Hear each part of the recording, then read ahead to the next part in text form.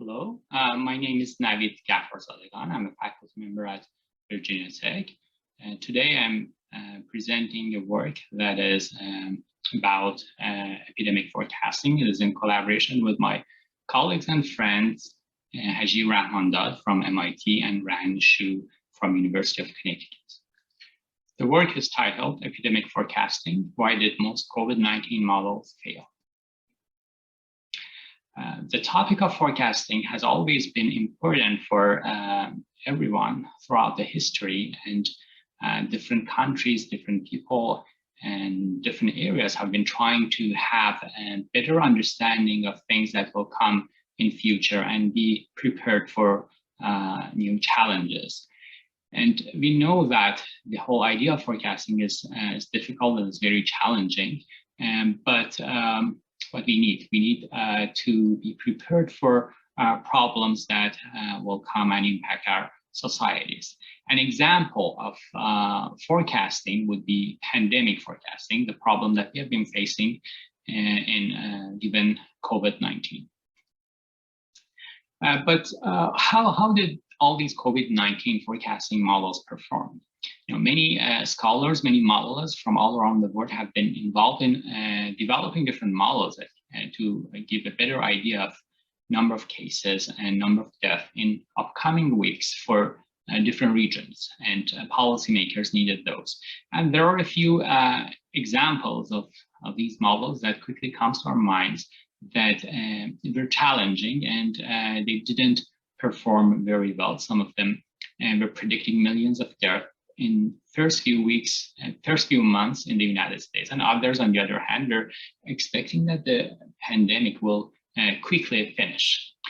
But things happen to be different, and so the main question is that how can we improve pandemic forecasting? How can we come with better tools and techniques of forecasting? There are several articles in this area. One of them that I would like to mention is kind of shows frustrations of modelers and people in this community about forecasting. And people, many scholars have come to the idea that it's just impossible or difficult to forecast pandemic, specifically, a few major turning points in forecasting. This is this article in PNAS about the difficulties of and the challenge of forecasting the endpoint and turning point of pandemics. There are other articles that came out in kind of commenting on this one and supporting the idea that pandemic forecasting is just challenging and probably impossible. But when you look more closely at these articles, and specifically this one, how they are addressing this issue, this is the approach. They use an SEIR-like model, a kind of generic model that you use in epidemic, and then they use a regional data set. In this case, they use data from Spain, and they try to use some historical data and then look into the future. And the main argument of this article and similar articles is that you get a wide range of scenarios for future, and the range is so wide that it is not just informative for policymakers and just doesn't make sense. Probably doesn't give you much information about what is in distant. But when you look at these cases, specifically on this one, when I checked it, it just felt that there are things that should be reconsidered. For example, in a specific paper, predictions were passing the entire population of Spain. So prediction of number of cases, there were scenarios that were more than the entire population of Spain. So as I looked more carefully about the analysis, it turned out that they are violating conservation of mass. A number of cases were just passing the entire population. So we developed this hypothesis that maybe with better models, you can do better works in forecasting. Maybe it's not just forecasting is impossible, but better model that captures the physics of the infection and uses better, higher quality data, maybe can do a better job in forecasting. a little bit about background about modeling. This is the conventional modeling of infectious diseases, where you divide the population into susceptible, exposed, infected, and recovered.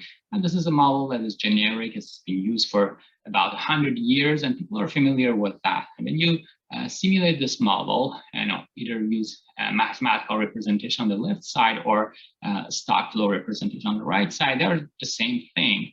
And you get these type of shaped curve for number of cumulative cases, or for daily infections, you get a bell-shaped curve. And this is the range of simulation outcomes that you get from these type of models. There are major assumptions in these models. Many parameters are constant, and they often, in their conventional format, they don't differentiate details that exist in how the disease spreads out, and the difference, testing dynamics, and different details about how infectious disease go on. But as you look at the data, this is data from the United States, and you see that number of cases here in blue line and number of deaths in red line are showing an oscillatory pattern. It's not a linear, is not just one single bell-shaped curve. And the graph on the right side shows the number of tests per day in the United States, and that has been also changing, which is influencing the information that we are receiving about number of cases. So in actuality, we are not seeing a regular S-shaped or bell-shaped curve in this specific pandemic, and probably in many other situations. Oscillatory patterns in data of some countries and change in observation is a common issue that we have in these situations. So probably the conventional models should be further developed to better address the situation that we are involved in. And this is a data set from various different countries, and you see different patterns. There are oscillations in all countries, but the magnitude of oscillation is different, and the time period of oscillations are different. And models should be capable to provide a wide range of scenarios, wide range of outcomes that can capture different dynamics in different countries. So the study that we had, we tried to provide methodological insights about forecasting. And we focus on a specific data set. So CDC has been working with several modelers, mostly in the United States, and they were gathering weekly forecasts about number of deaths in the United States as a result of COVID-19. So this data set that exists in CDC COVID Web Forecast Hub contains about 1 year period of forecast on a weekly base, and for about 50 or more US regional locations. The whole data set includes about 500,000 forecasts, and you can use this data set and then look at the nature of models that are used to predict, to provide these forecasts. So there have been about 61 models that are used to provide these 500,000 forecasts over a year-long period. So we looked at this data set, and we could compare what these models have forecasted with what model forecast with actual data, and measure the error rate that each model had. So we studied in detail how the model structure was linked to accuracy of these forecasts. And we went through the reports that these modelers provide about their modeling structure. We also developed, so based on this analysis, we try to summarize and learn the main characteristics of models that perform better than the rest, and then developed a very simple model that actually can perform better than a large majority of the model that existed in CDC COVID Web Hub Forecast Hub.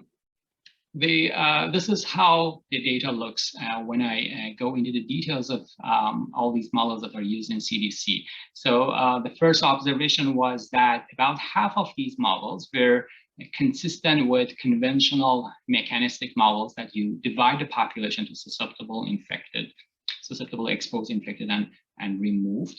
And the other half is either care-fitting approaches, non-mechanistic models that currently know this.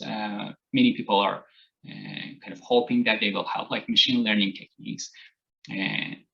So the other half, they're either those type of models or they're an ensemble of models. Modelers were using multiple models and taking the average of the forecast or the median of the forecast and reporting them as their outcomes. There were only 2 models that were using agent-based level analysis, and the dominant modes were either compartmental modeling or non-mechanistic care-fitting approaches. Within compartmental models, we found models that were trying to reset their states. That means that they try to adjust their state variables with the data, so they avoid accumulating error throughout their analysis. There are more kind of advanced methods like Kalman filtering to do these type of approaches, and there are also simpler methods that they were using. The graph that you see on the right side shows the average error that these models had relative to a constant model that predicts, that uses past week forecast for next week forecast. And what you see here is that, if you can first look at the green line, which is compartmental models with no forecasting, and compare that with the red line, which is non-mechanistic care-fitting approaches. And what we see here is that as forecasting horizon increases, the mechanistic models, compartmental models, are performing better than care-fitting models. In short-term, care-fitting models were doing better. But what is better than both of these 2 approaches is represented in that black line, which are compartmental models with state resetting. So models that were following the mechanistic nature of how infectious diseases spread, and they're trying to minimize their cumulative error in their stocks by resetting them. They actually perform better in short-term and long-term in their predictions. So we use these characteristics, we listed them, and try to develop a model that is consistent with these findings. So first of all, we were looking for mechanistic models that capture the physics of how a disease spreads. Then we learned from this analysis that good models were capturing change in behavior with different approaches. Some of them were trying to use their predictions of how policies will change in different states in the US, and we're incorporating them as an exogenous input to their models. There was one model from IHME that they're actually modeling, modelers were modeling this change in policy as an endogenous mechanism. So they had a threshold that if death per million passes 8% per million, then again, social distancing measures will be in place. So incorporating future social distancing measures into models, into forecasting models, turned out to be very important. That was the key to produce multiple ways in predictions. And models that failed to consider this, they're actually not doing a good job in terms of forecasting. And that was a very difficult part in the forecasting practices.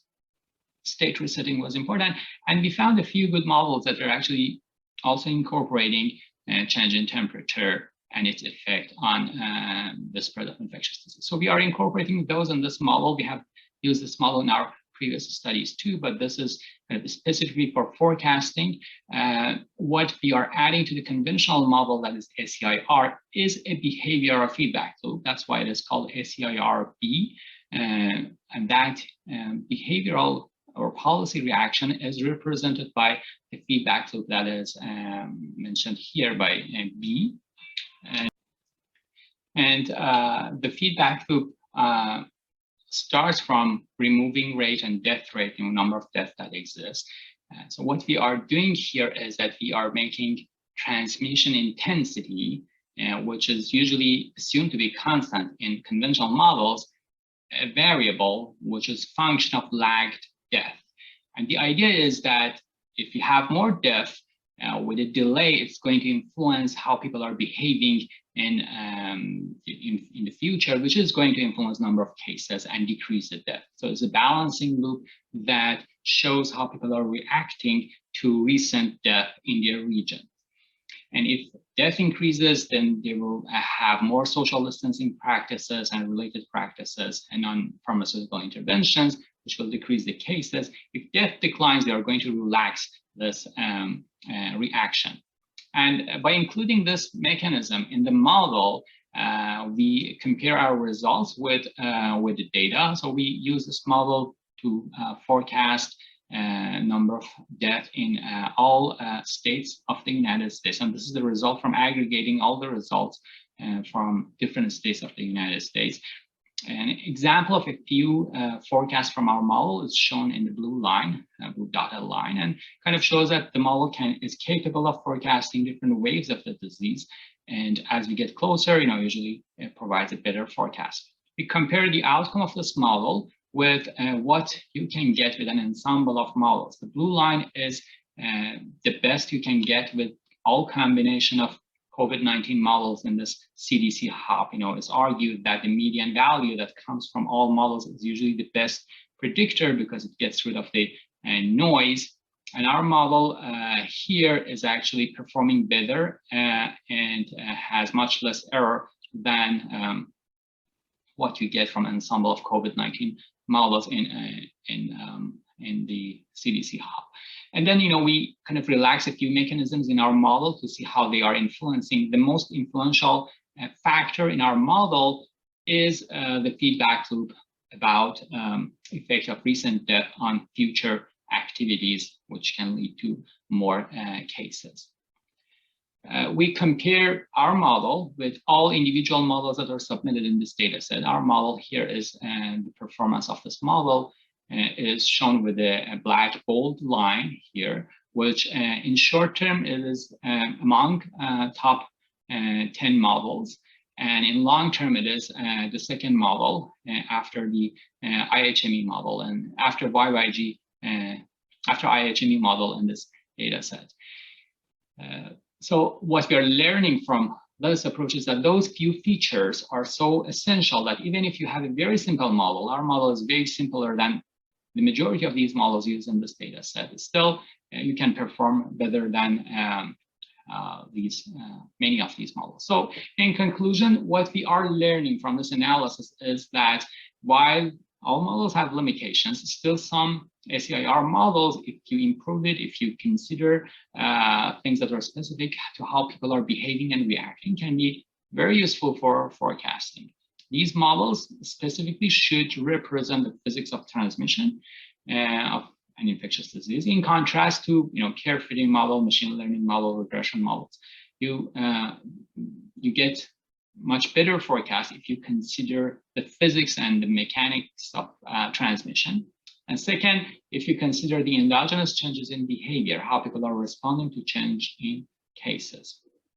Finally, there are additional features that can help forecasting. For example, how weather is forecasting the virus transmission. We included that from another finding that existed at the time of forecast.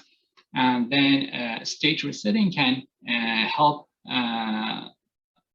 projections, especially short-term projections.